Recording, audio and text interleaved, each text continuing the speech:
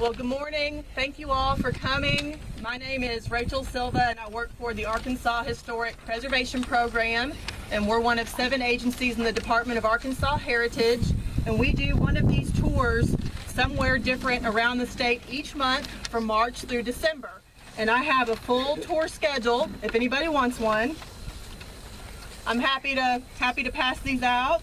I just didn't want to hand you too many things. It's windy outside, don't want those flying all over the place.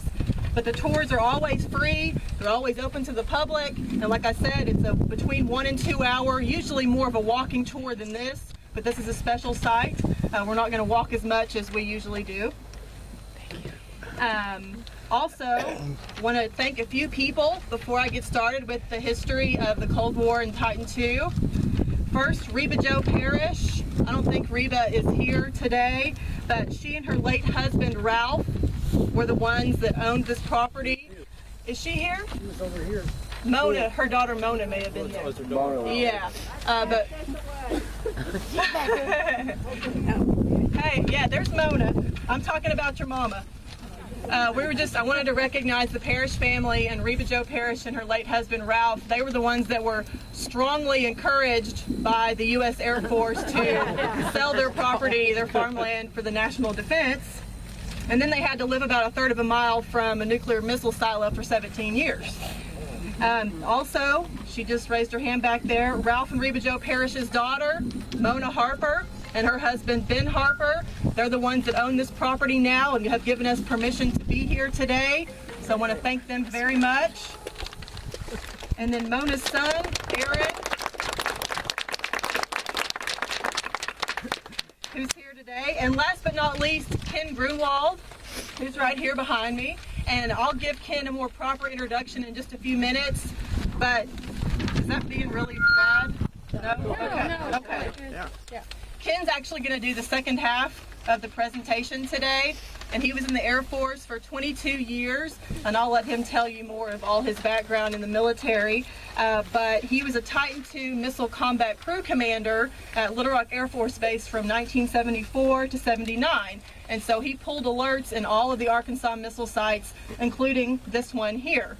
And so he'll tell you all about the inner workings of the Titan II after I give you some background on the program and on the Parish family. Titan II Complex 374-7, which is the one that we're at today, was listed in the National Register of Historic Places in 2000 for its nationally significant role in the Cold War arms race. And many of you remember the explosion that happened at this site on September 19, 1980, which resulted in the death of Senior Airman David Livingston. And 21 people were injured as a result of the accident or during the rescue efforts. And next Saturday, September 19th, marks the 35th anniversary of the explosion. In its simplest terms, the Cold War was a prolonged state of political and military tension that existed between the United States and its allies and the Soviet Union and its allies. And it began soon after World War II and lasted up until the dissolution of the Soviet Union in 1991. It was called a Cold War because there was no large-scale fighting directly between the two sides. However, you all know there were major wars in Korea, Vietnam, and Afghanistan during that time, and the sides were backed by the U.S. and the Soviet Union. The United States and Soviet Union emerged as major superpowers after World War II, but without the common enemy of Nazi Germany, they didn't have much of a reason to be friends anymore. They had fundamentally different political philosophies, one based in capitalism, the other based in communism, and distrust soon developed between the two countries, with each side thinking that the other would do whatever it took to make their position better or increase their holdings, no matter what the cost. And this culture of distrust bred secrecy and paranoia, which helped to fuel the arms race. Although the United States Air Force Strategic Missile Program began studying ballistic missiles as early as 1945 at the end of the war, the program received relatively little financial support until 1953, when the Soviets detonated their first thermonuclear bomb. The Atlas program, which was part of the first generation of intercontinental ballistic missiles, or ICBMs, became the Air Force's top priority in May of 1954. Just 2 months later, the Atlas Scientific Advisory Committee began issuing proposals for a two-stage missile design to complement and improve the Atlas missile. And this program would come to fruition with the first captive testing program of the lighter weight two-stage Titan I missile beginning in December 1958. However, these first-generation ICBMs relied on missile elevators to raise them up from their silos before launching, which left them vulnerable to enemy attack. In addition, these missiles lacked a storable propellant system, meaning that they also had to be fueled immediately before launching. So they had to come up out of the ground, then be fueled, and that resulted in at least a 20-minute delay. So these weaknesses prompted the Air Force to improve the Titan I program.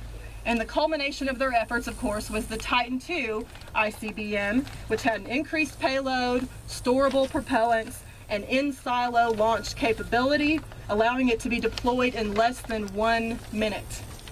Because of its quick flight time and destructive power, the Titan II ICBM represented a quantum leap in nuclear warfare during the Cold War. The Titan II carried a 9-megaton warhead that could destroy enemy capabilities with a single blow. Titan II ICBMs had a range of 6,000 miles, enabling them to reach core target areas in the Soviet Union and in China. Whereas a bomber took hours to reach its target, the Titan II had a flight time of 30 to 35 minutes, greatly reducing the enemy's ability to mount a defense against it. Therefore, they were practically indefensible. And a second strike or a counterstrike would have resulted in the complete devastation of both sides, thus the concept of mutually assured destruction. Titan II ICBMs required the daily attention of a 4-man crew who had very close contact with the missile in order to guarantee its constant readiness. The Titan II program consisted of 54 launch complexes in 3 states. They were in Arkansas, Arizona, and Kansas. And on the back side of your handouts, or on one side, whichever way you're looking at it, there's a map of the sites that were in Arkansas, showing their approximate locations. Arkansas's 18 launch complexes were located in the center of the state in Faulkner, Conway, White, Van Buren, and Cleburne counties. Launch Complex 373-4 near Pangburn in White County was the first Arkansas complex to be placed on strategic alert on May 16, 1963. But because of these complexes, Arkansas was a major target for the Soviet Union. And I don't think that everybody understood that at that time. No. We were on the front lines of the Cold War. I mean, not trying to say that people were completely ignorant, but it just wasn't, nobody really got it. And Ken will talk more about that. Now about the Parish family.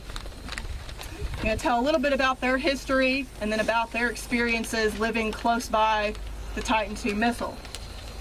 Ralph Parish was born in 1926 at Morganton, which is northeast of B Branch. He served in the Army during World War II. After the war, Parish attended the Arkansas State Teachers College, now the University of Central Arkansas in Conway, graduating with a Bachelor of Science degree. In 1949, he married Reba Jo Fleming of Southside, and the couple worked as teachers, but Mr. Parish was interested in farming. In 1953, he purchased 20 acres from his father-in-law, Joe Fleming, and bought his first herd of Black Angus cattle. In 1956, Parish was appointed by Arkansas Governor Winthrop Rockefeller to serve as the director of the Agricultural Stabilization and Conservation Service for Van Buren County, and he held that position until he retired in 1984.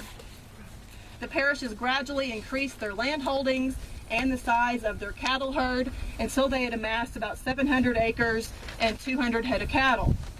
Ralph and Reba Jo Parish had 5 daughters: Mona, who's here today, Mona Ann, Teresa Jo, Pamela Sue, Welda Kay, and Libby Denise. When people from the Air Force came out to speak to the parishes about getting some of their farm, Ralph and Reba Jo decided to settle with them, and they did receive a small amount of money in exchange for the acreage.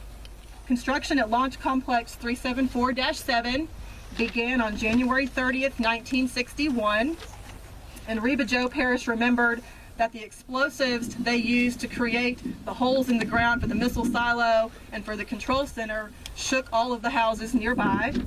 And she told me that every Sunday evening the family would walk over here. They live about a third of a mile northeast, just right up here on the highway. They would walk and just come to check out the progress of construction and look at the holes and everything else that was going on. Complex 374-7 was placed on alert on December 18th, 1963. And oxidizer leaks happen from time to time, pretty often, I think, according to them. And the parishes were evacuated 3 or 4 times because of that.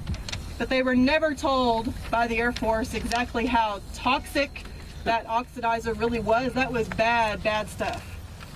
The worst of these leaks occurred on January 27th, 1978, when oxidizer leaking from an oxidizer trailer tank created a cloud that was 3,000 feet long, 300 feet wide, and 100 feet high.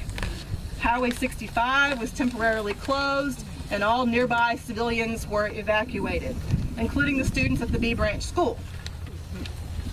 4 people were hospitalized because of contact with the oxidizer at that time, and the toxic vapor killed some of the parish's cattle. But these incidents were nothing compared to the explosion. Shortly after 6:30 p.m. on September 18th, 1980, Ralph and Reba Jo Parish drove toward the complex, the same front road that many of you came in, and they often passed the complex on their way to go out this direction and feed their cattle. The red warning light was on, and white smoke was visible near the complex. A guard at the surface gate, which would have been over here, allowed them to drive past the complex, but told them to go out the back way and go out on the next road as they left. By the time the parishes returned to their house, the situation had gotten much worse. Law enforcement gathered on Highway 65. A state trooper from Clinton who knew Ralph told him to get his family and drive as far away as possible. And that was long before the official evacuation too.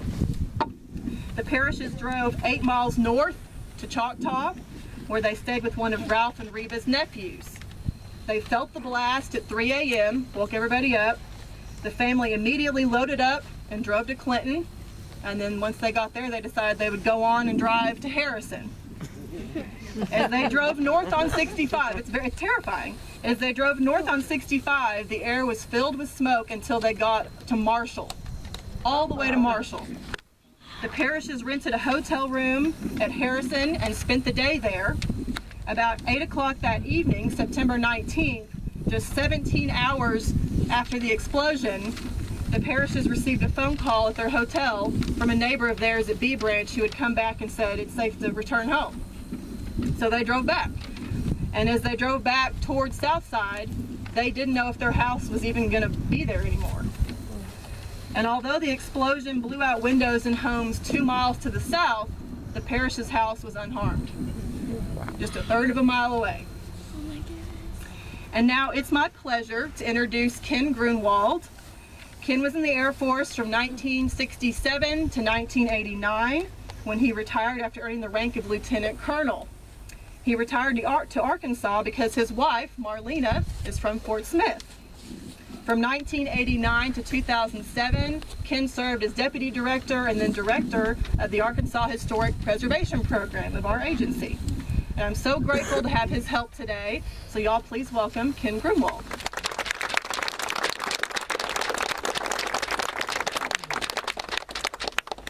Any questions? She covered it all. I did not. Well, hopefully I can give a perspective from an operator's perspective and a targeting perspective, which was what my career in the Air Force was. And what I'm going to do is I'll outline briefly what the organization. Can everybody hear me? I'm always accused of speaking too low. Can you hear me? Yep.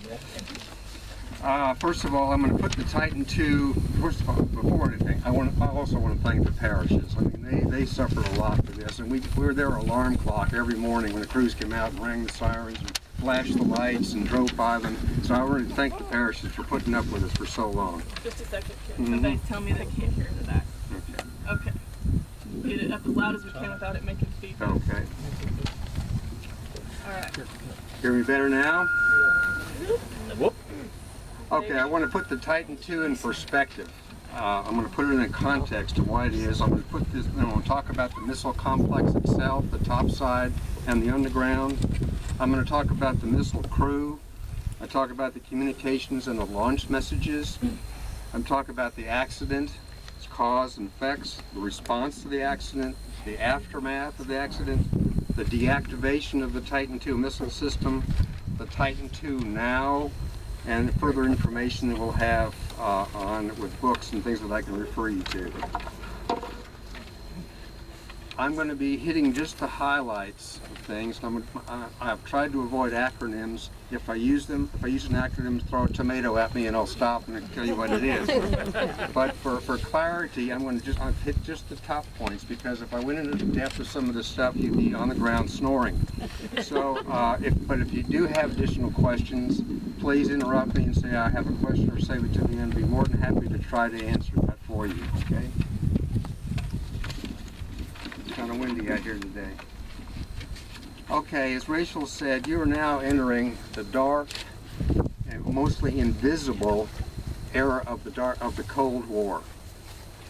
Most people were not only knew about it, they read about it, but they didn't know the mechanics of it. They didn't know the everyday operations of it. And as she said, if you lived in central Arkansas, anywhere near one of these silos, you were on the front lines of the Cold War. And you were the target of the most devastating Soviet weapons they had, the biggest missile, because they were scared to death of the Titan missile because of the size of the warhead. To tell you a little bit about my background so you know where I'm coming from, as Rachel said, I was a crew commander from 74 to 79 and pulled alerts at all 18 sites here, including this one. I was a nuclear targeting officer at Strategic Air Command headquarters in Omaha, Nebraska, and the Joint Strategic Target Planning Staff at JSTPS from 1980 to 82. And we were the nutcases that put together the SIOP, the nuclear plan of the United States, the nuclear targeting plan of the United States. We call the SIOP. And also we were involved in putting information into the football, which is the little briefcase that goes around with the president. The president, wherever he goes, he has a military officer following with a little briefcase. Those are nuclear codes and targeting information. We provided information for that football, called the football. I was in strategic bomber planning in B-52s from the 70s and the 80s. I was a targeting officer in Vietnam in 69 and 70, and I was the command targeting officer in Korea, 82 to 83. So I had a lot of experience in blowing things up. When you say targeting officer, do you say, okay, you will be shooting there? Picking targets, selecting targets, yes. Okay, here we are. And as a side joke to that, is I spent the first half of my professional career destroying things, and the second half as HPP, seeing the light and putting them back together again. Congratulations. Thank you. I saw the light. There you go. It only took me 22 years. Okay, you basically are standing on what used to be an ICBM, an intercontinental ballistic missile, an ICBM, right here. And you're standing on the top side of it. It used to be, it's too bad we can't go below ground, but that's been taken care of a long time ago. On the sideline, it also made a terrific tornado shelter. The Titan II, the ICBM, was part of part of the United States' triad. Now that's the term that means that we had three components to our nuclear strategic plan. We had ICBMs, that were ground-based missiles in the United States. We had submarine-launched missiles called SLBMs that were out at sea constantly, and we had manned bombers that were stationed in the United States constantly. They all had their advantages and the disadvantages, which is why there were three components. It also made the targeting of the Soviet targeting package much more difficult. They had to attack all of them to stop us. They all had their disadvantages. One of the disadvantages of the ICBM was they were on our soil. So we became a target of the Soviet Union. They fire missiles at us and they drop bombs on us. That's a disadvantage. Call it back. The bombers, you could say oops and radio them and call them back. Okay. All the ICBMs were built, you might wonder why it's here. The ICBMs were built in the interior of the United States, as far away from the coastlines as possible, to be as far away from the Soviet SLBMs as possible. They were constantly, the Soviet missile submarines were always off our coast watching us.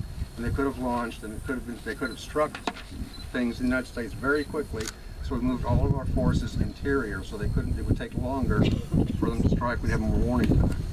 They were also built about 7 to 10 miles apart to reduce the vulnerability of the Soviet warheads that they had in effect at the time. This is one of 18, as Rachel said, built in Arkansas between 61 and 63. It's one of 54 built in, can you hear me back here at all?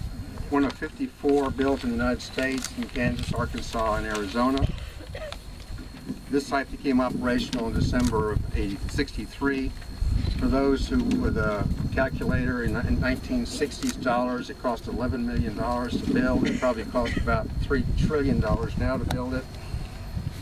We use numbers like 4.7, 3.8. You may have heard those numbers in the newspaper, or you heard Rachel talk about 4.7. That's based on the organization. The wing, all these missiles were under a wing at Little Rock Air Force Base called the 308 Strategic Missile Wing. And it was separated into two squadrons, the 373rd Strategic Missile Squadron and 374th Strategic Missile Squadron. And each of those squadrons had 9 missiles assigned to them, and they were numbered 3.8, 3.9, 3.1, 4.7, 4.6, so this is 4.7. This was the 7th missile in the 374th Missile Squadron. Okay. Now we're standing on the top side of the complex, and basically the top side was about it was about 3 acres. It was 600 by 600 feet. It was surrounded by a 7-foot fence with topped by barbed wire. The large bump you see over here was the silo itself. That's where the missile was. The small bump over here was the control centers where the crew operated, where the crew was in control. There was 3-level control center. There's also things you can't see up here that were very significant to read about, but you had also, obviously you had an access portal. How do you get down there? There's rectangular pads on either side of the silo which are still visible. We might be able to see them. There's one on each side. Those were the propellant fueling stands. You had 2 propellants. You had an oxidizer and a fuel, and you had to separate them because they didn't like each other, because if they touch, they explode. So they had them on either as far away from possible, and that's where they fueled the missile from the trailers on those 2 stands. You had motion detectors up here. You had overhead light poles. You had sirens and beacons, which we woke up the parishes with every morning. And we had a cooler. Okay. And we had a cooler, and we also had a cooling and transformer pit up here. Okay.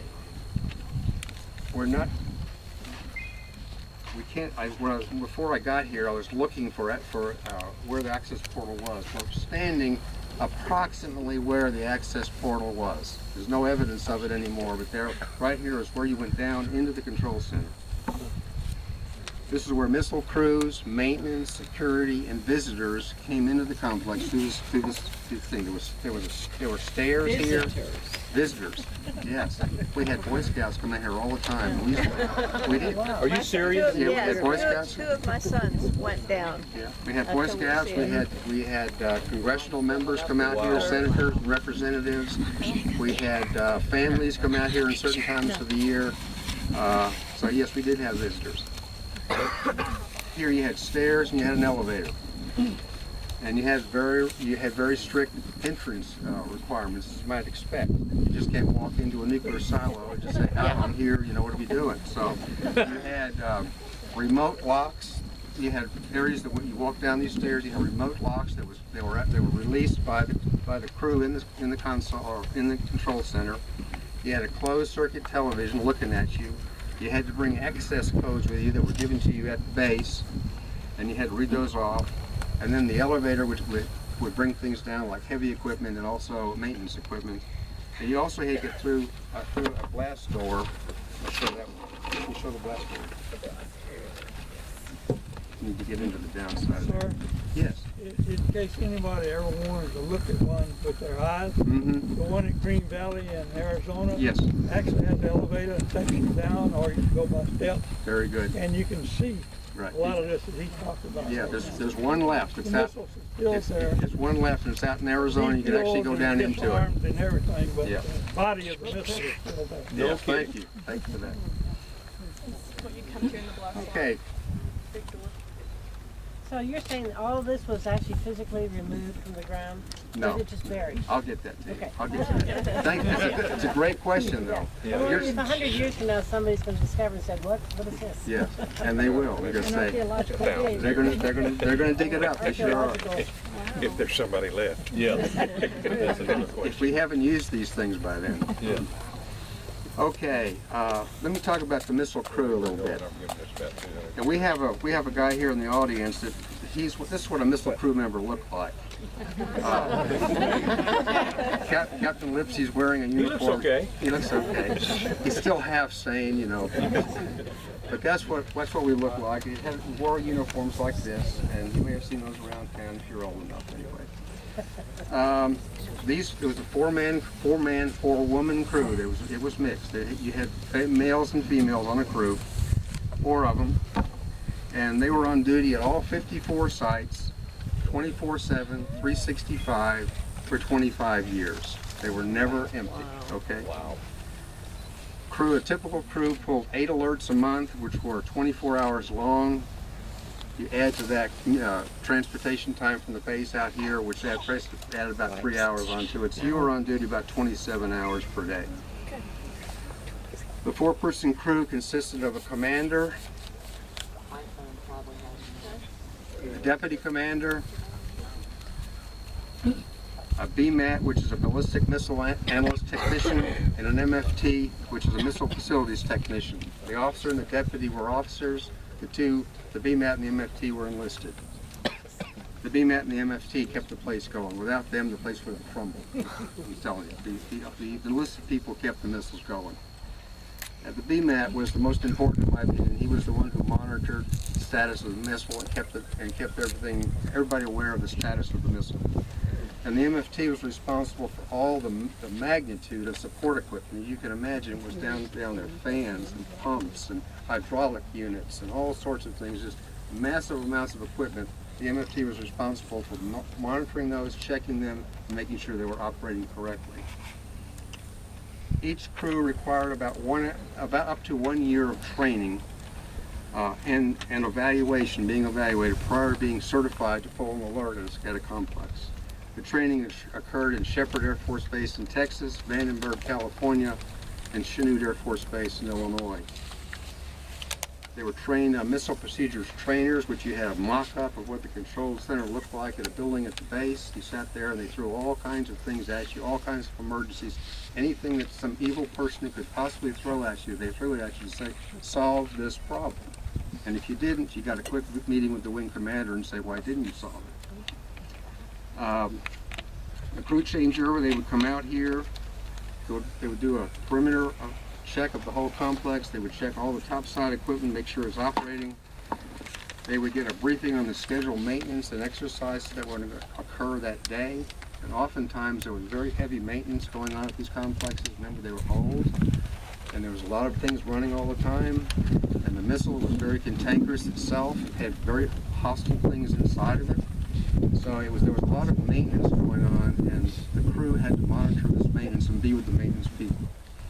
And then you had, go ahead. You keep using the term pulling an alert. What does that exactly mean? Pulling, I'm sorry. Good. Throw a tomato at me. An alert is the time you spend below ground, 24 hours. It was basically a shift. Okay. You had different shifts, okay? We call them alerts. You also, the commander and the deputy commander exchanged sidearms. The commander and the deputy were armed when they were on alert. And you also inventoried, the launch codes and the launch keys, which were contained in a red safe. And you'll notice there are 2 locks on there. The commander had the combination to one, the deputy the combination to the other. No one person could ever get in there. You had to have 2 people to get in there. You had codes that were highly classified, as you can imagine, and you had 2 keys. The key, contrary to popular belief, the missile did not launch with a button, it launched with a key. It looked like that. Huh. But it was much smaller than this. Okay, 2 of them, 2 keys. Let's go underground now. I'm sorry we can't go down, because it is very interesting, as you know. It's very interesting to see. The first thing you would notice when you went down below, it's noisy. It's very noisy. You've got fans and motors and communications equipment and telephones and vibrations all going on constantly. So when you had pulled your 24-hour shift, you were ready to go home because your ears were ringing, you were tired. The noise just wore you out. The missile complex itself below ground was hardened to 300 psi, pounds per square inch. Normal atmospheric pressure is 14.5, but an 8 psi blast, a sudden blast, will knock down a cement wall. So 300 psi is pretty strong, but not nearly as strong as the Soviet complexes. They were much more paranoid than we were, and they hardened their complexes 4, 5, 6 times as hard as ours. There's an expert out here who's going to call me on that. Underground was totally self-contained. Electrical power, water, air conditioning, circulation, support equipment, communications, emergency rations, totally self-contained below ground. You did not have to come out for anything. I'm going to show the control I'm center. showing control center. Here's the control center without people in it. In color. Wow. That's, okay. And That's, then I'll show them the... well, we'll show them what the 3-level looks like. Then you had a 3-level dome control center set right there. You had 3 levels, like a 3-story building underneath the ground right there. The top of the dome, just picture a dome. It goes You've down. got it on your handout. Yeah. Look at the dome. Okay. That's what he's The talking top about. of that dome was 8 feet below the ground. The control center itself is 42 feet tall and 37 feet in diameter, and it was composed of 18-inch thick concrete and steel walls. And then you had a cage within inside the control center that was hung on springs. Basically, everything in the complex was on springs to absorb the shock of a nuclear blast close by. And hopefully, things would not be destroyed. It would save, things would still operate afterwards. You can see the big spring right here where my finger's pointing. We used to have a lot of fun with visitors with those springs. Because I'm serious, people in this position, they don't do foolish things, right? Well, they do. We would have somebody, when you have Boy Scouts in, they'd be standing on level 2 of the control center. We'd have somebody downstairs pushing up against the wall. And the whole thing would start going like this. And you just see the eyes get like this. Shame on you. Having fun. That never happened. Oh, yeah. You just heard about it, right? The control center was about 250 feet from that thing, and it was separated by two cableways and a blast lock. And the cableway is nothing more than picture a submarine, or picture a subway tunnel, okay? Except it's hung on springs. Even the control center, even the cableways were on springs. Then you go to the missile silo itself. The missile silo itself was 147 feet deep, 55 feet in diameter. There's a tube within a tube. You had a missile sitting inside the silo, and around the silo you had a silo equipment area which had tons of supporting equipment that were keeping the missile in the proper condition. And you also, on top of the silo, you had a 740 ton silo closure door that opened when it launched. And it was riding on basically railroad rails. When it opened, it rolled back on rails. Pretty fast. And there were generators for driving that, or Hydraulics. hydraulics? It was driven by hydraulics, Okay. right. Wow. Lots of high pressure stuff down. The MFT, as I mentioned before, did not get paid enough money. They knew all about this stuff. They kept it all operational and very, very, very complex port equipment that they kept going. Ken, would the mounds have been here when or would it have been flush with the ground? Flush. Right. The only thing you would have seen up here basically is the silo closure door and some poles, some light poles sticking out of the ground, and you wouldn't see much up here at all. That's your silo closure door in the middle. It's all flat. Wow. Okay. The equipment area, as I said, was the thing that surrounded the missile that had support equipment on it. You had ladders to all, it was 9 levels tall. You had ladders to all 9 levels, and you had an elevator that went to levels 2 through 8. At the bottom of the silo, you had a blast deflectors, which was there because this was a hot launched missile. It was, as Rachel said, it could be launched from within the silo. It didn't have to be raised out of the ground. It ignited, the engines ignited underground, and it had to deflect those flames out in order so it wouldn't destroy itself. And you also had to inject tons and tons of water onto it to keep the vibrations down. So you had you had a 100,000 gallon water tank down there with spray nozzles. The missile itself sat on springs. It sat on a thrust mount, a 26,000 pound thrust mount, which we should talk about a little bit later. And the silo was kept at a constant 60 degrees to keep these very volatile propellants under control. Now let's talk about the beast itself, the Titan II missile. Pictures of it. It was the biggest ICBM the United States ever built. It was built by Martin Marietta in Denver. It remained fueled in the silo and was launched from the silo, as we've said. It replaced the Atlas and the Titan I, which had disadvantages. They had to be raised out of the ground. They had to be fueled and provided a lot of vulnerability to an incoming Soviet missile. It's too long. You had to get them out of here quicker than that.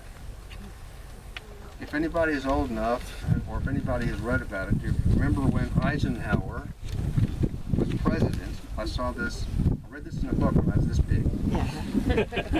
Yeah. Eisenhower in the 50s, during the height of the Cold War, took Khrushchev, who was the head of the Soviet Union at the time, for a tour along Vandenberg Air Force Base.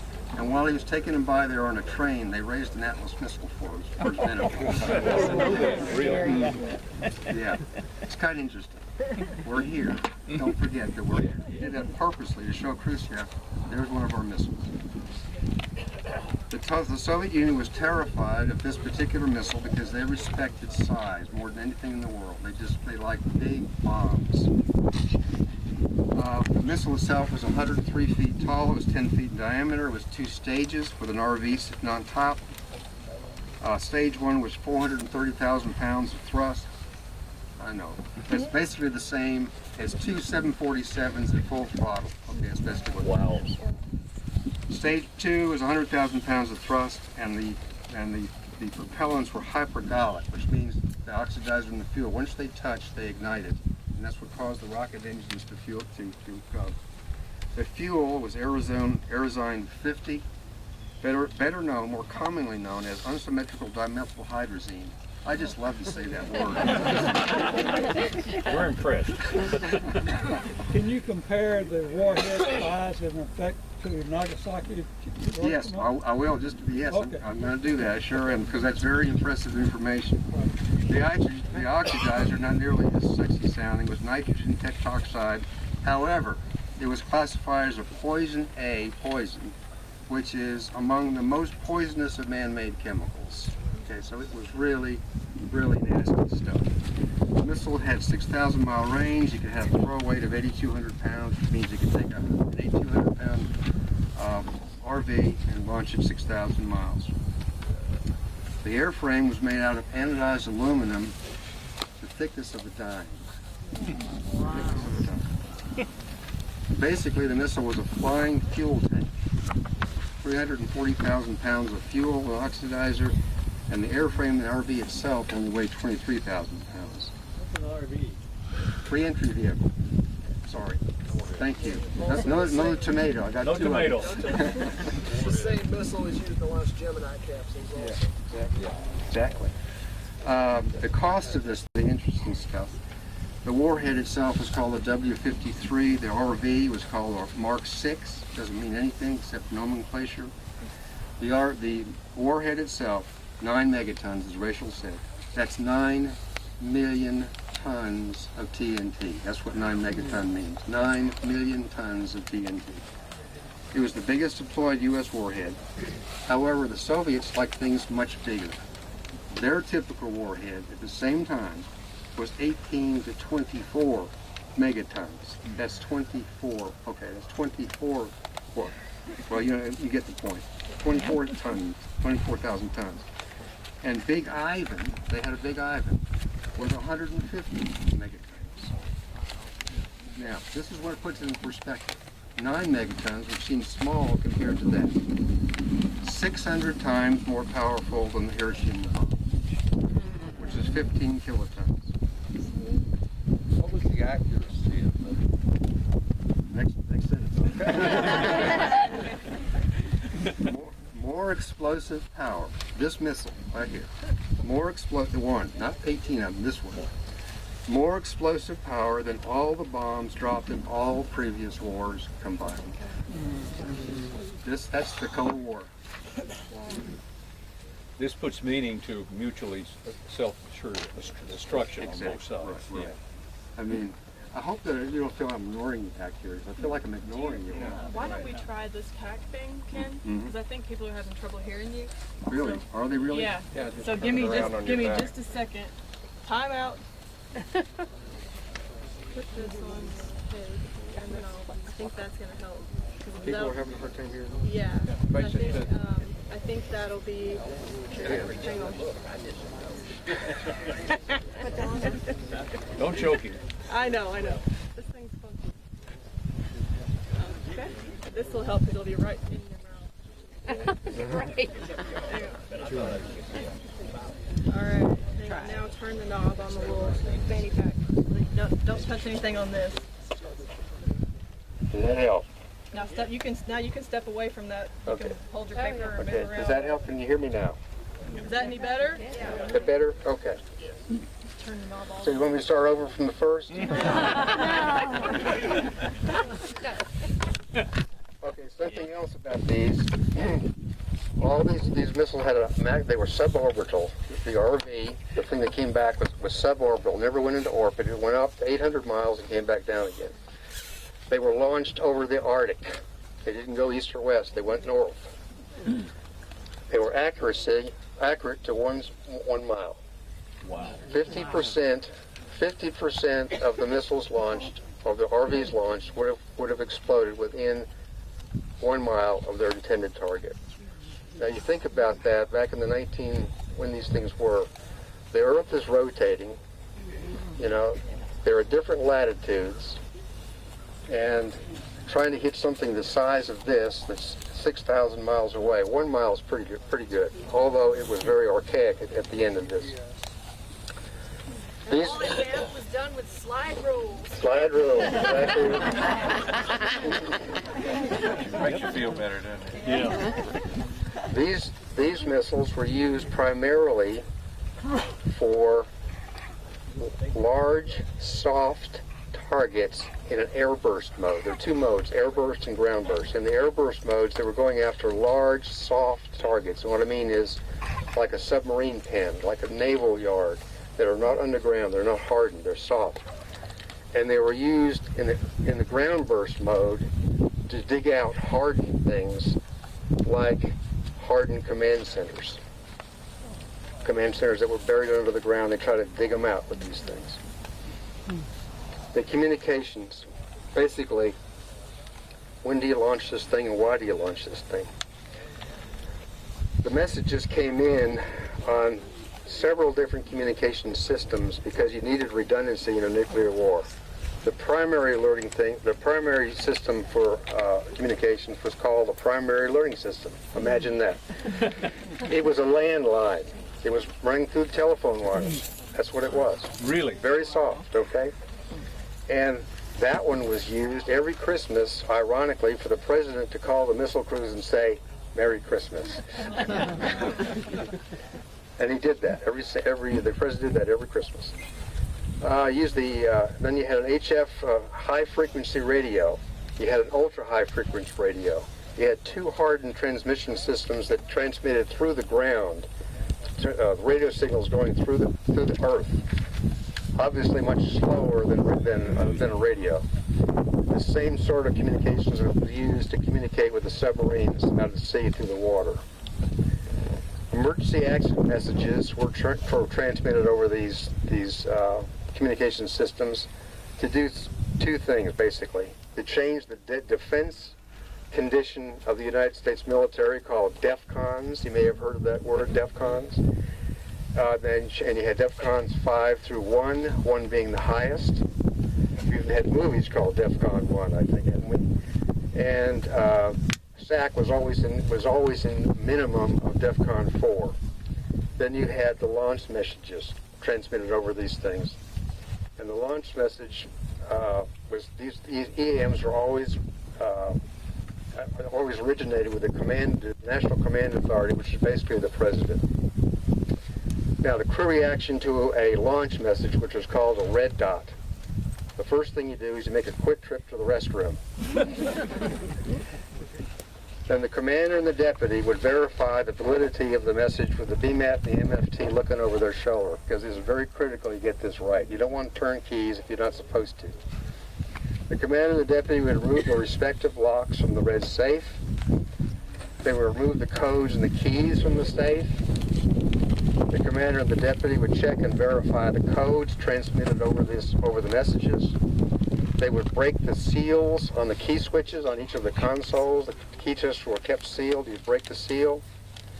You would insert the respective keys into the commander and deputy commander's key switches, which were far enough apart where you could not reach it. One person could not reach both of them. You would verify the launch time, the key turn time. Very critical, because all of these things that were put together are all very carefully timed to cause the maximum destruction where they're going. And also, you didn't want two weapons arriving at the same time destroying each other, called fratricide. You would insert decrypted codes into the butterfly valve lock control, the BVLC, which was to unlock a valve on the stage 1 oxidizer, which the missile could not launch without that thing being unlocked. So you needed another code to unlock that lock. And the MCC, the deputy and the commander would turn keys simultaneously at the designated time. If it didn't launch, you would begin troubleshooting procedures if a hole occurs. You had on the console, you had various holes, launch various holes. If it held, you would go into technical matters and try to fix the problem and recompute another time and relaunch at that particular end, and then reattempt launch with a simultaneous key turn at the new time. And then you would call your wife and cancel the dinner date. Tell her to get under the bed. Yeah. Get under the bed. Yeah. Okay, the accident. Why we're at this particular site and why this site is on the National Register. Okay. This is the 35th anniversary of the thing blowing up in September of 1980. Here's the situation. The missile had just recently been recycled. And what that means is it had been pulled out of the silo, taken back to the base, worked on, and another one would have been put back into it and refueled. To do that, you have to defuel them, take the warhead off. You have to take the warhead off, defuel them, pull them out, take them back, put a new one in, fuel it, put the warhead back on. It's very common after... You mean this whole huge the whole thing? unit? Yes, the whole thing, pulled out. When that happens, it's very typical to have to repressurize the tanks with nitrogen. Very typical, very normal. They just never held the pressure the first time. So they got an indication on the control center after this recycle that there was low pressure in the stage 1 oxidizer tank. As a result of that, the crew called what's called the propellant transfer team, PTS team, out to recharge it. A sideline, the PTS is the most dangerous job in the military, bar none. It is the most dangerous job there is. It's fueling and defueling, massive amounts of rocket fuel through little hoses down in the silo in the dark with helmets on. These people, these propellant transfer teams wore what's called a REFCO suit, rocket fuel handler's clothing outfit. It weighed 85 pounds and it looked like a moon suit. It had self-contained oxygen pack on the back. The PTS team got to the site about 6:30 in the afternoon, about 3 o'clock in the afternoon.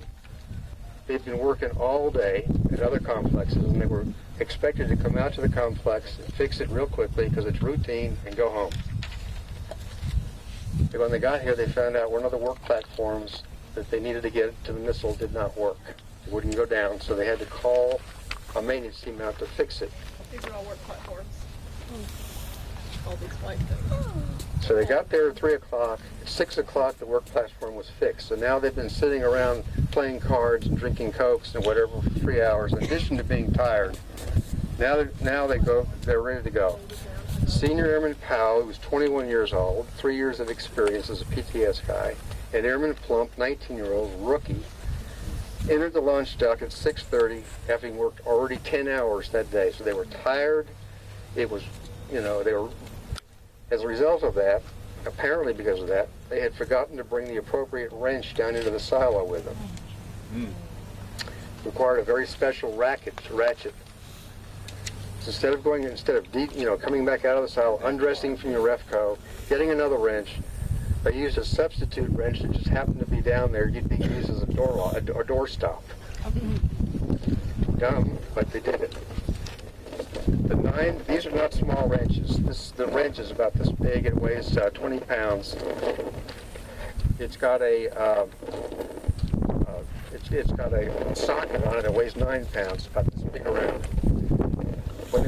When they were using it, the socket fell off the wrench, bounced off the platform, went down between the missile and the platform, dropped 70 feet down into the silo, bounced off the thrust mount. Thrust mount right here. Fell from here down to here. Bounced up and punctured a hole in the stage 1 fuel tank. Oops. The fuel started coming out like a garden hose. It just started spraying out. Okay. Not wanting to say anything, what happened then was, back in the control center, the klaxon started sounding. I'm indicating there was an emergency. Very loud. Get your attention real quick. All sorts of lights were flashing on the console. Skip the page here. Sorry. We were getting multiple alarms lights on the console itself. Multiple lights were lighting. Didn't make any sense whatsoever. There was no emergency checklist for all the lights that were flashing on the console. We had oxidizer lights flashing, fuel lights flashing, fire lights flashing. The crew was in total, didn't know what to do. The crew, the PTS team coming back, had failed to tell them what had happened. But they did say they saw white smoke, which is what the parishes saw. They saw white smoke. So the crew told them to come back to the control center, at which time the PTS team admitted what they had done, and immediately the crew called Wing Command Post, which formed a Missile Procedures Hazard Team. It was called SAC, which performed a hazards team. And as you can imagine, that things started to break loose from there. The crew was told to evacuate through the emergency portal, the emergency portal on the other side of the control center. And the wing commander, this is a guy who's a hero of this whole thing. The wing commander called Sergeant Jeff Kennedy and tells him to report to the base. And they fly out to the missile complex. By this time, there are emergency vehicles, ambulances, press, everybody congregating out here on the highway. Kennedy snuck into the console, snuck down into the complex. He wanted to check the fuel pressures and oxidizer pressures themselves, and he found the stage 1 fuel pressures going down, the oxidizer pressures going up, and verified what had happened. much communications going back between the base, Ogden, Utah, Martin, Marietta, 8th Air Force, and Barksdale, all trying to develop a checklist for a very unprecedented situation. There was no checklist for this at all. Martin basically said, don't do anything, you can't do anything. They were the people that built it. They said it's doomed. Get away from it and just leave it alone. Kennedy said he wanted to open the door. He wanted to open the silent closure door and vent the fumes. And all the other people were scrambling. The vice commander of SAC, the Sink SAC, 3-star general, no missile experience whatsoever, took control and said, don't do anything until I tell you to do it. Kennedy, being a very outspoken person, was furious because he said, this is not what we need to be doing. We don't need to be directed by a pilot, a 3-star pilot, 500 miles away about what I'm doing here. So he got furious. They were told, basically he went back down. He and Livingston, which was a PTS guy that had been brought out as a secondary guy, Sergeant Livingston, Senior Airman Livingston, came out, volunteered to go back down in and take more fuel, more vapor readings, and found out that it was just beyond hope and backed out. Now what was going to happen here, imagine a Coke can with a 10-pound weight on top of it. If you start taking the liquid out of the Coke can, what's going to happen to the Coke can? It's going to crush. And that's what was happening to this missile, okay? You had all the fuel coming out of stage 1, which is low, and you had all this weight on top of it, pushing down on it. So that's what was happening.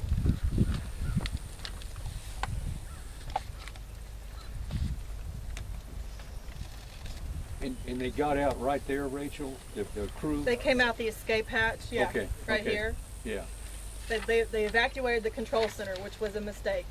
Ah, If they would have stayed in there, Ken told you that sucker could withstand a direct nuclear hit, that's what yeah. and so there was no reason for them to leave. I'm trying to speed this up because I realize it's getting a little tedious here, but anyway, they backed out, and they were told Kennedy wanted to go through the emergency portal and go down that way, and the 3-star told them to go through the access portal, which they had to break through doors and had to pump through glass doors and everything like that. It took them a long time to get out of there. And also, it put them in the position of coming back out. They had the ability to turn on an exhaust fan, which they should not have done. And had they left the crew in the control center, this team never would have gone back down there. The crew would have done all of this. Anyway, when they were coming back out of the control, when Kennedy and Livingston were coming back out of the silo, Livingston turned on the exhaust fan. Kennedy was sitting right about what you were sitting, right at the access port. He was sitting right about here.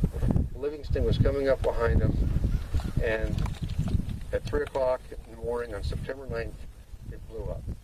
Probably caused by a spark from the exhaust fan being turned on.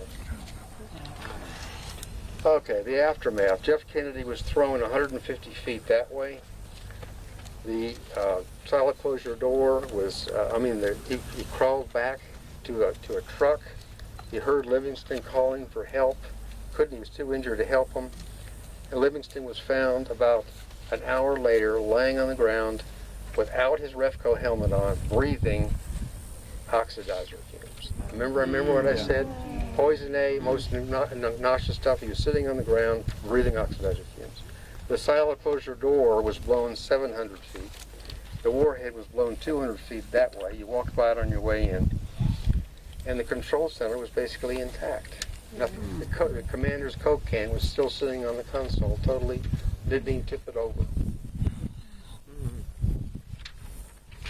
After many delays, Kennedy and Livingston were evacuated to Complex 4-5, which you passed it on your way here. It's about 15 miles down the road, and they were evacuated on an Air Force helicopter to Baptist Medical Center into intensive care.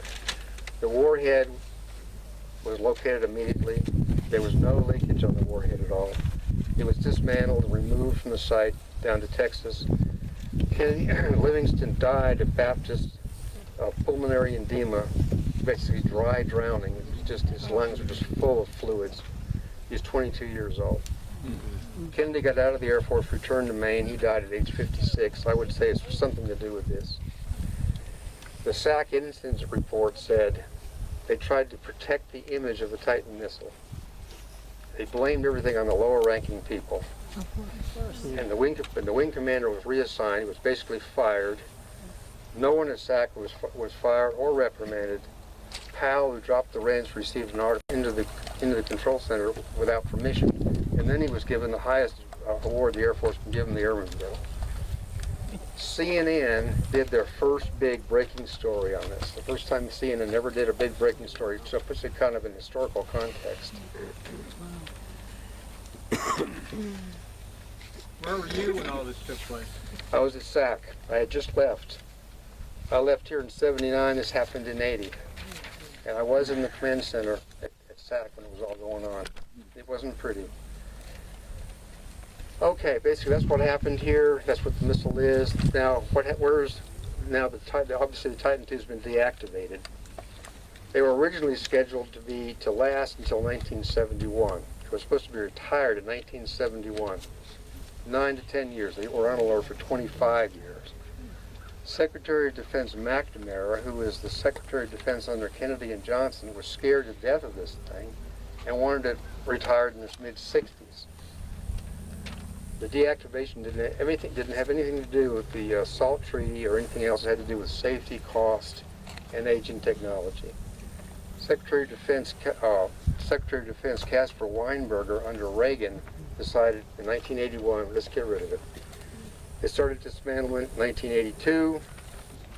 This answers some of the questions. Dismantlement involving removing the warhead and taking it down to Texas, defueling and removing the missile and taking it to Texas and to California and Arizona, removing salvageable equipment from the complex, as much as they could salvage, they took it out, sealing off all the access to the underground, blowing up the top 30 feet of the silo while the Soviets had satellites overhead watching it.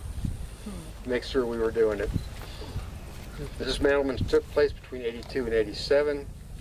Davis-Monthan was the first base. The Arizona base was the first base to be deactivated. McConnell, which is the Kansas base, was second. Little Rock was the last.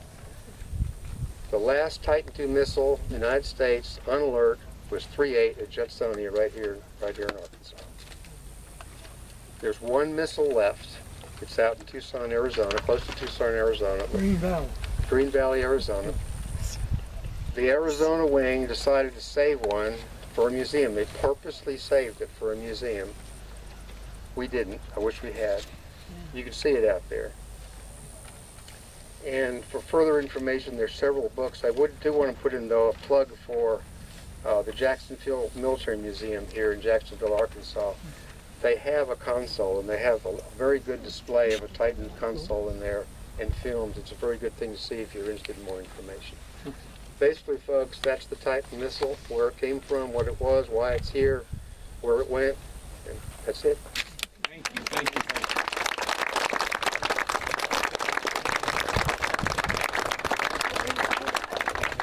you. Sure. You said that this one was kind of recycled. They took this one somewhere and brought another bag. Where did the spare come from? The base. The base.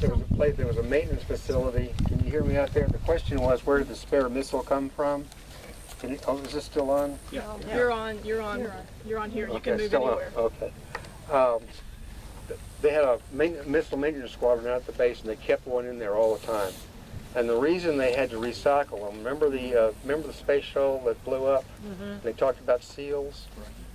These things had seals in them, and the fuels could stay in the missile indefinitely, but the seals started to deteriorate, so they had to pull them out to replace the seals. And they always had a spare back at the base. How many spares were in the entire company? I don't know that. I don't know that. If the PTS team, if they had told what had happened originally and the delay hadn't been there, would the outcome be different? If they had said that Well, I think the outcome would have been different if SAC had kept out of it. And that's just my opinion. You know, a lot of times the experts are on the ground where it's happening. They're not 500 miles away. Okay.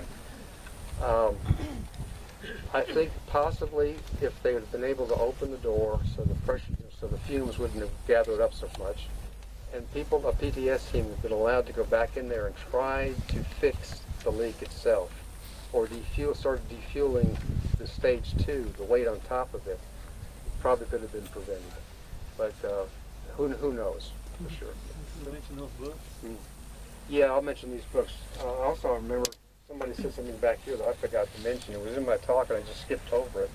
These missiles were used to launch the 2-man Gemini capsules with people like Armstrong and Cooper, and those guys rode these things.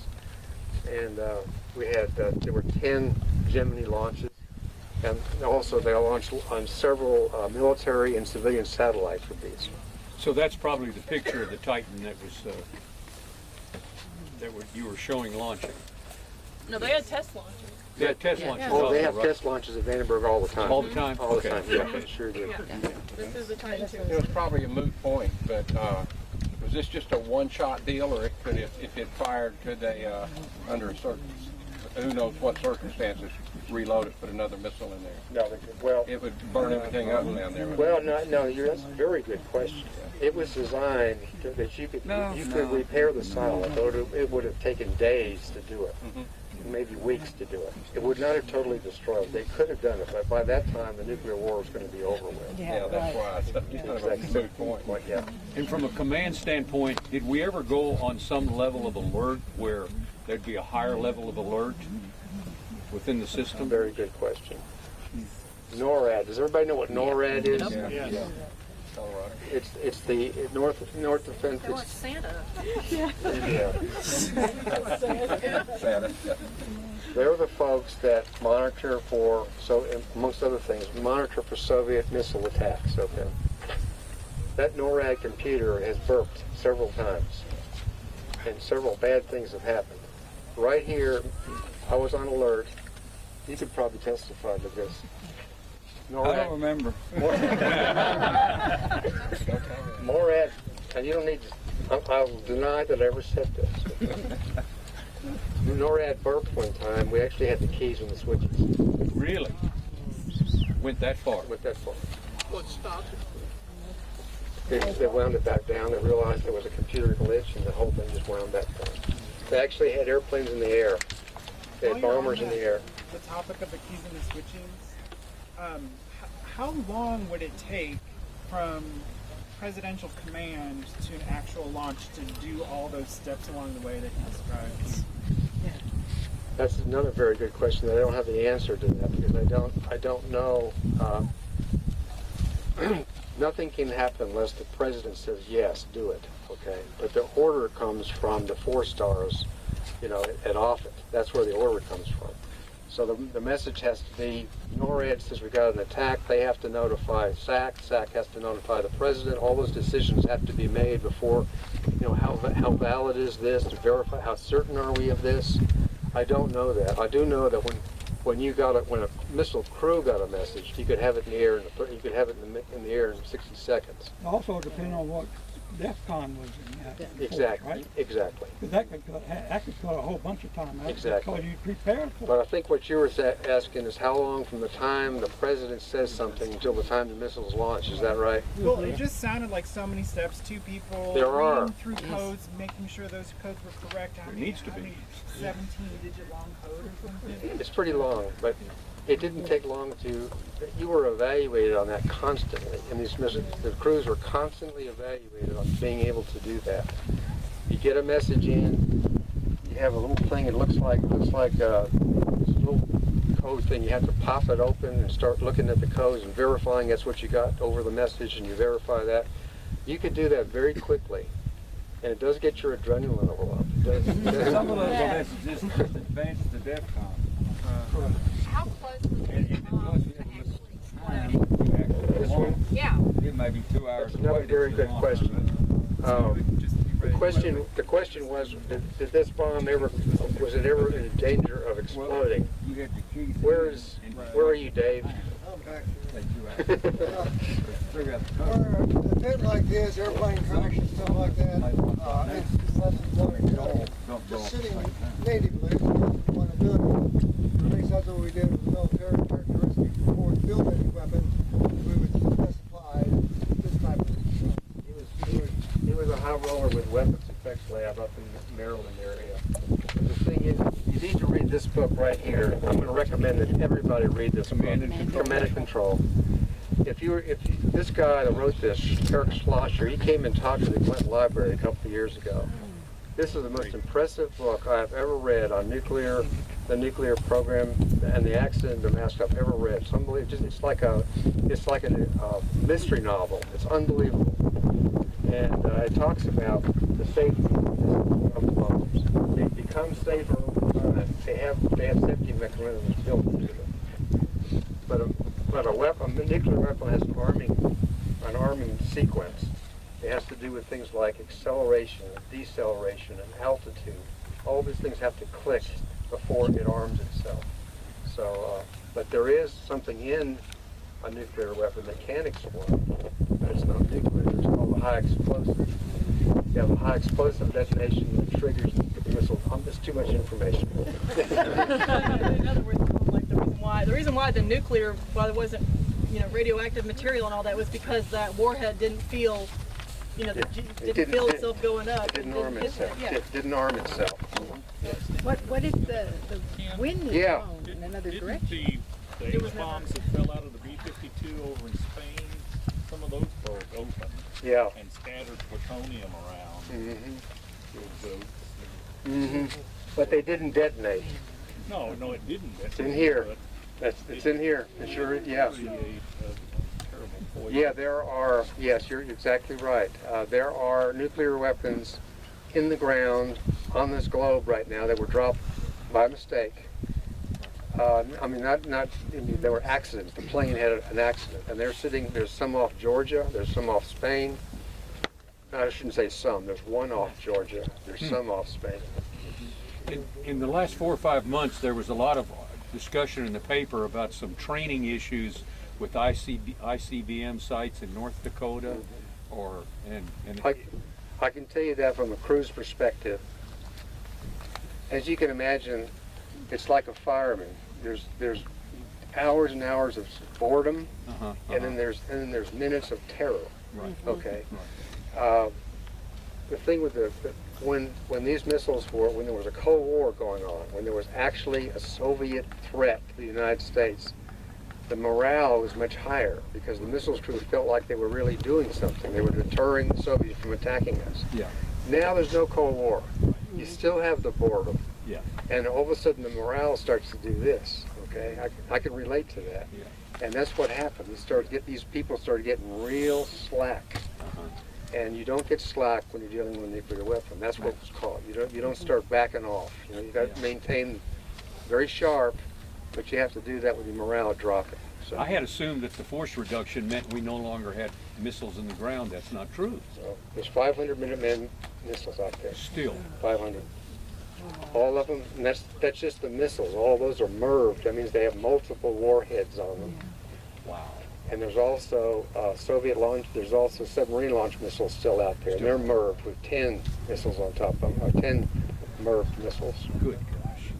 They're out there. Yeah. Can you compare the Minuteman to the Titan II as far as technology?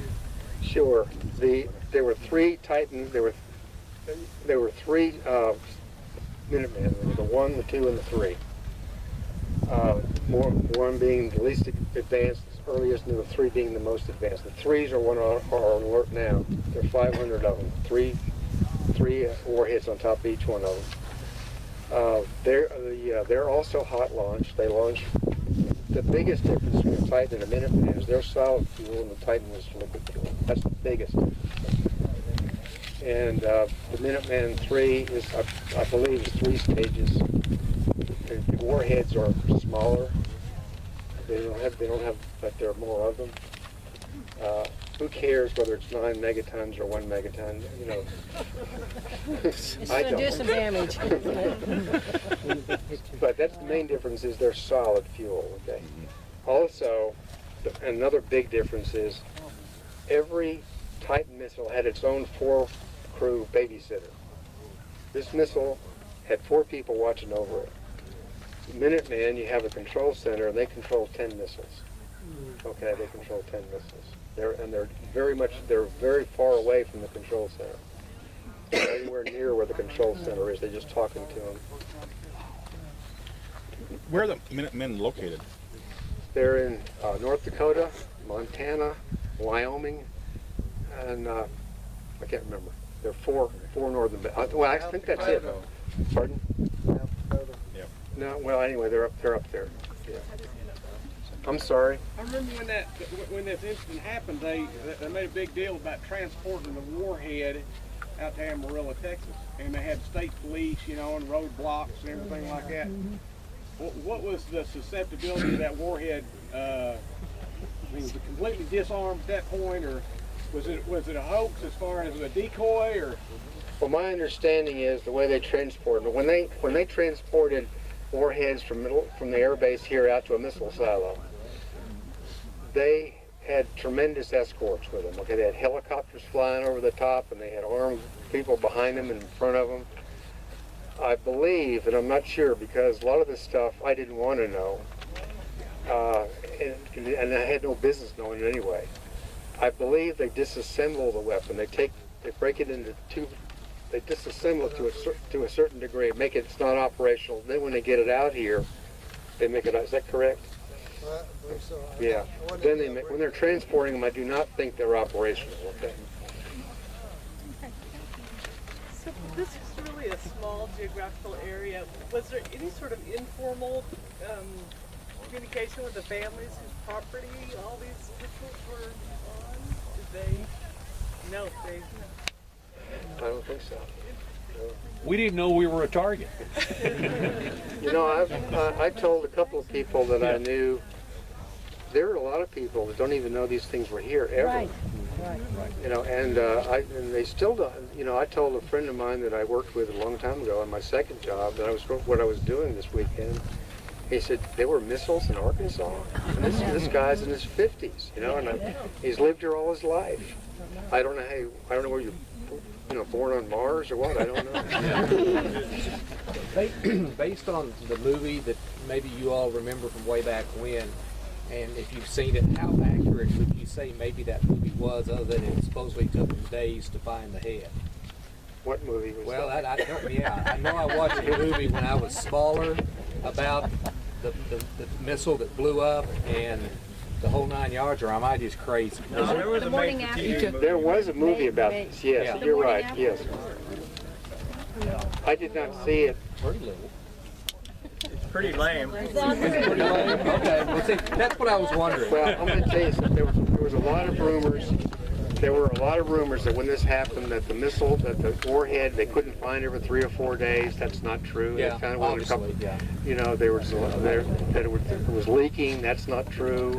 There's a TV or a movie is going to try to embellish things. Sure. As you know. I was just kind of wondering. This was as bad as this was. The warhead was kind of benign. It just got thrown 200 feet. They found it immediately. They just assembled it and got it out of here. So, and there was no chance of it ever blowing up, basically, and it did not leak any kind of radioactive material. So, for that, we were all very fortunate. Very fortunate. Were there ever Russians physically here, or did they just limit monitoring us with satellites? Satellites. Because they didn't trust us, we didn't trust them. No, but we had to communicate with them. They had to tell us they didn't like doing that when their satellite was going to be where it was. So that's when they scheduled opening the doors, and detonating things, because they knew they were being watched at that particular moment. Have you considered making this a historical site here? It seems odd that I live close by, pass it all the time, and I always think nobody driving by here was aware of what took place here. It's kind of odd. It's private property. So, regardless if something's listed in the National Register, it's honorary designation only. That's right. So nobody has to open their National Register listed house or building or this site to the public unless they want to. Put it black by the road. Yeah. That's up to them. When it did blow, was the door open or closed? Closed. Sorry? Yeah. Why is this incident got more attention than the one in Cersei, up here close to Cersei, that killed 53 men? Well, that's a good question too. That one, that happened in 1965. I'm not really sure, except that it didn't explode. That was. Does everybody know about that one? That 53 people died. in complex 3-4? Give them a quick, I'm seeing people go now. Give them Okay, in 1965, I believe it was May of 65, there was a large group of contractors in the silo doing some modifications to it. And they were all throughout the complex, underground. Somebody on level 2 was using a torch, a welding torch, and nicked a high pressure hydraulic line. It flashed, and it sucked all the oxygen out of the entire complex. So like it just sucked all the oxygen out of it. And because it's so tight, they all suffocated.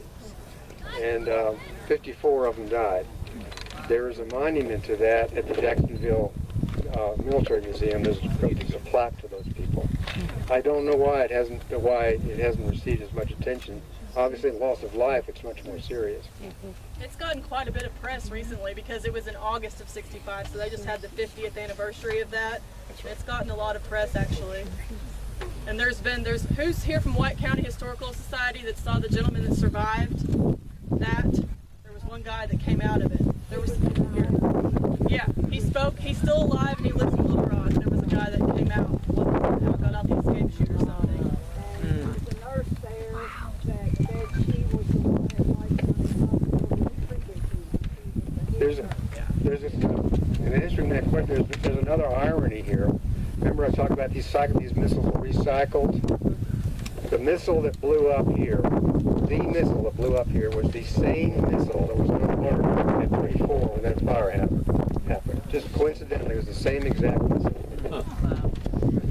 Did that site at the Cersei, did that get decommissioned after that fire? Or did they rehabilitate it? No, it didn't do any damage to the silo at all. Just killed people. Just killed the air out. Yeah. And there's also something about that too. I don't know if you care about all these little sidelines, but because of that, 3-4 to all the crews at Little Rock Air Force Base, 3-4 was always haunted. It was a haunted site. And I'm here to tell you some very strange things happened at that site. Very strange things. You'd be down at, in order for an elevator, the elevator would go up, and then in order for you to when you got off, it would stay there. But you get down on level 8, and all of a sudden the elevator would go up to level 2 on its own. Things happen. I don't know. Can't explain it. Wow. Thank you all very much. Thank you.